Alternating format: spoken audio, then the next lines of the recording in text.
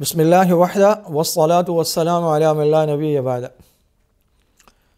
اس وقت بچے اور بچیاں 12 اور 13 سال کی عمر میں تقریباً بالغ ہو رہے ہیں اور شادی ہو رہی ہے 28 29 30 سال کی عمر میں، تو کیا ہوگا؟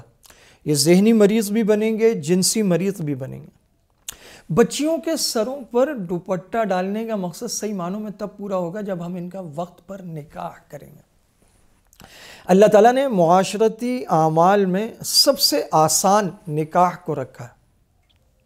نکاح انسانوں کا طریقہ ہے، انسان نکاح کرتے ہیں، جانور نکاح نہیں کرتے، وہ بغیر نکاح کے رہتے ہیں۔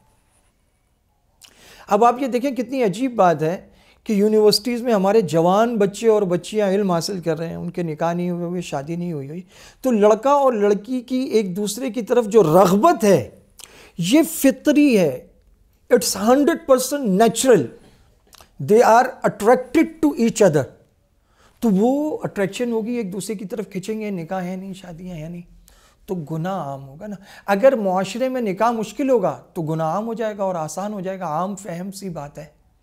تو اس لیے وقت پر بچے بچیوں کی شادی کرنا یہ اولاد کا حق ہے اور والدین کی ذمہ داری ہے، اس میں تاخیر نہیں کرنی چاہیے۔ اس سے گھر میں، معاشرے میں، تعلیمی اداروں میں ہر جگہ فساد برپا ہوتا ہے۔ نکاح کو اللہ تعالیٰ نے آسان کیا ہے تو اسے آسانی سے اور رسومات اور رواج سے ہٹ کر صحیح عمر میں کر دینا چاہیے۔ یہی حکم ہے نا شریعت کا بھی کہ بچی بالغ ہو جائے تو اس کا جلدی نکاح کرو۔ وآخر دعوانا ان الحمدللہ۔